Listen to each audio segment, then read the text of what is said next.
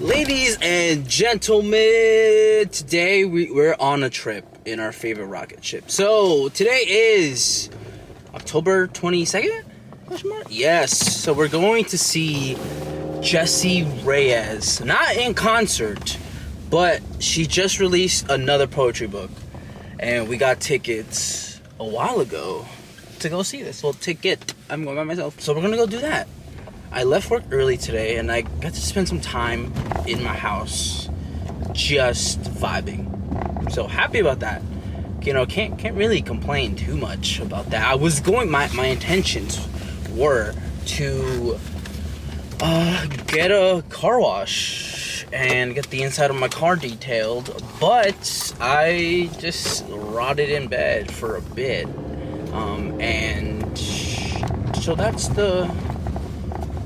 what happened. You know what? Do I regret that? No, not in the slightest. But I just got a text which made me get up and finish getting dressed, I guess. And it was like, doors open at 6. I mean, I took a half day at work for this reason. And I'm gonna get there at 5:30 because I fucked up. Do I regret that? No. I mean, I hope just get a decent seat. I didn't know the doors opened at 6 though. So that would have been super helpful to know that beforehand. This person wasn't moving, and it's because some fucking idiot is just like drunkenly walking. I don't know why he would do that, and I don't know if it's gonna rain. So let's hope it doesn't rain, because that would suck. That would suck if it rains. That would be the second time this year that she's in Brooklyn and it's raining. Oh, that guy's whole side car is fucked up. So I will see you guys when I get there, parked. I'm gonna pay for parking again. Fuck, I didn't bring cash. Just this. Hopefully I could pay for parking on the street. Maybe there's a Wells Fargo. How much cash do I have right now? Cause if I got like 20 cash, I don't got 20 cash. I got like $4. $3 actually. We gonna make it work. We gonna figure this out. But I'm on my way. Got my hat because I represent. But yeah, when you see me, we'll be in fucking Brooklyn. We'll be in Brooklyn, baby. What a fucking day, guys. So first of all, let me show you my fucking book, The People's Purge, Words of a Goat Princess, volume Number 2, volume 2. We're gonna get ready and we're gonna start going home. But first, a little unboxing. First, we got a Cola Liquid Death. We're gonna see how that tastes.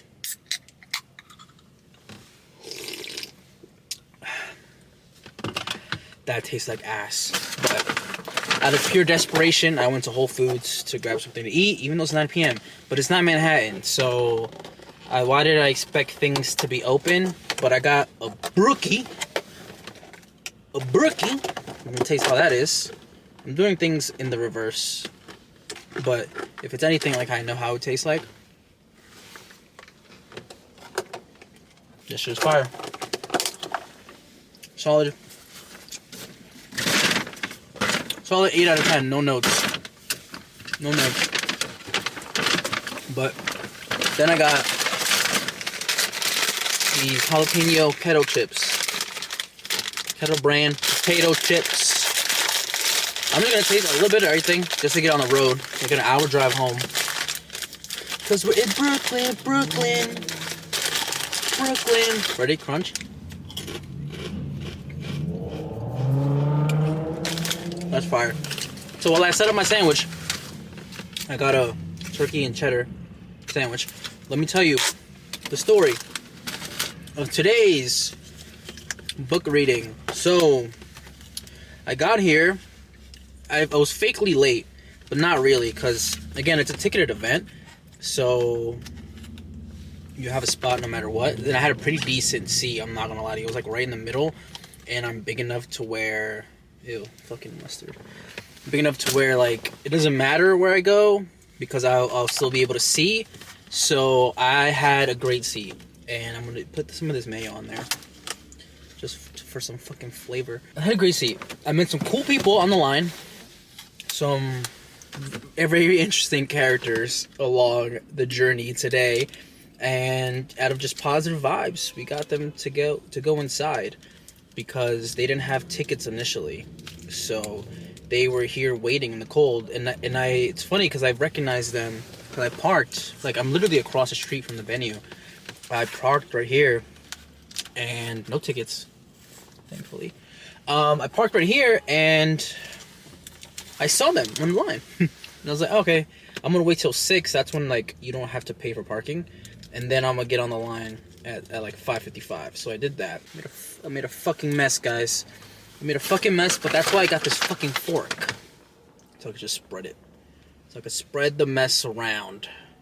Spread the mess around. Anywho, that mayonnaise tastes like shit. And it's a healthy mayonnaise. This has gotta be the driest sandwich I've ever put in my mouth. No diddle ditties, but this is the driest sandwich of all time. What can we do? It's 9 p.m. Whole Foods is the only thing that open. They didn't even have the sushi out. Because it's fucking 9 p.m. I guess, and people are not eating sushi right now, I guess. But like, oh, leave that shit out for your boy. I bought these tickets like 3 weeks ago. And this is what I'm having a little bit of trouble understanding. How you don't have tickets to this? They were like $20, and you get a free book. So how didn't you get a ticket? But they got in, fortunately. No book though, so at least there's that. If you sign up for the text, she texts you like, "Yo, tickets on sale for my book tour." And I went to the first one, and I posted it on my Instagram and on my TikTok. I think some of the stuff. I didn't record the Q&A part out of respect. I know people recorded their own questions, by all means, but I knew I was going here for content, and out of respect, I didn't want to record anybody's questions and the answers. Some of them, she was hitting me deep. I'm like low-key rejuvenated, inspired. I took off work today to come here, and I don't regret it at all. I had to split a PTO day, so when I go hang out with Malik next week, I will use that half day to leave work early again and to go to Baltimore early. So really, I'm just like, sorry, I'm hungry too. I'm just feeling grateful for life.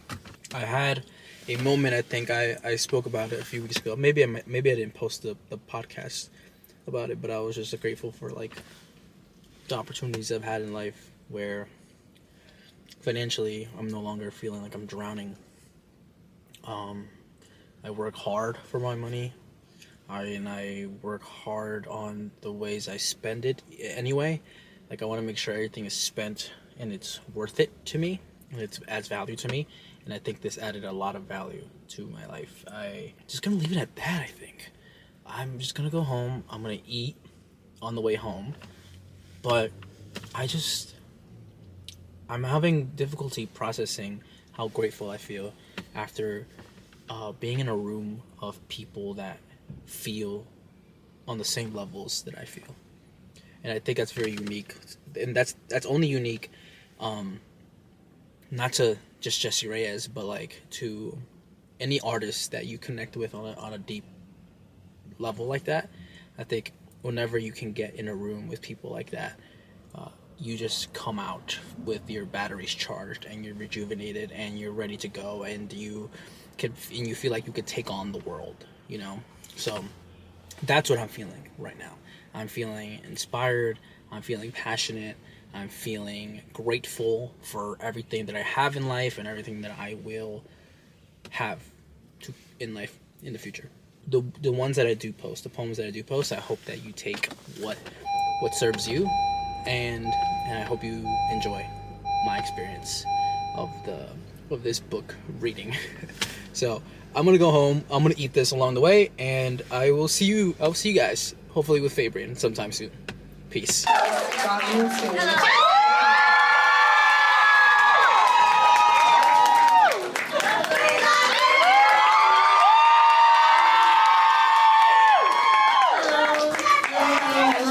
Let's go, Jessie! How you doing? Hello. Hola. Thank you for making time. So, my friends, for anyone who got dragged here, I'm gonna give you a quick sum up of where this came from. I think that the natural artistic rhythm is to create and release. Unfortunately, the world we live in isn't really conducive to that. So a lot of artists end up feeling stifled, and that was me.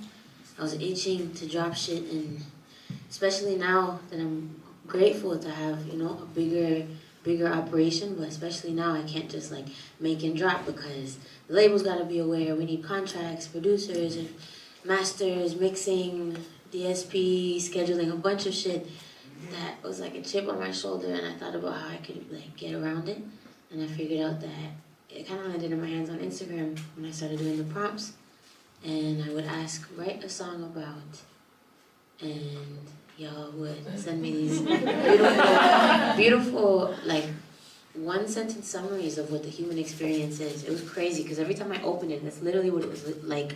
It was like looking through a peephole and seeing the most potent example of what it is to be human. And then I started making these 15-second songs that the label and my management and nobody could tell me shit about, which was great. And then eventually I didn't have an instrument, like, because I started doing it so often, and I didn't have an instrument, so I was like, all right, fuck it. Instead of write a song, write a poem about, or write a piece about.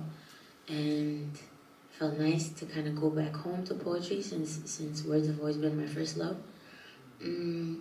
And I used to love the ephemeral nature of them. I used to love that sometimes people would come and be like, damn it, I missed it. And they'd only be up for 24 hours and that's it. And yeah, I loved that. But then eventually I started getting messages like, damn, I sent you a prompt a few months ago, it came out, I wish there was somewhere I could see it. And then there were some people that were like, damn, I wish we could go somewhere and see them all. And since this is very much a communal thing, I didn't want to keep it from y'all either, so she was born.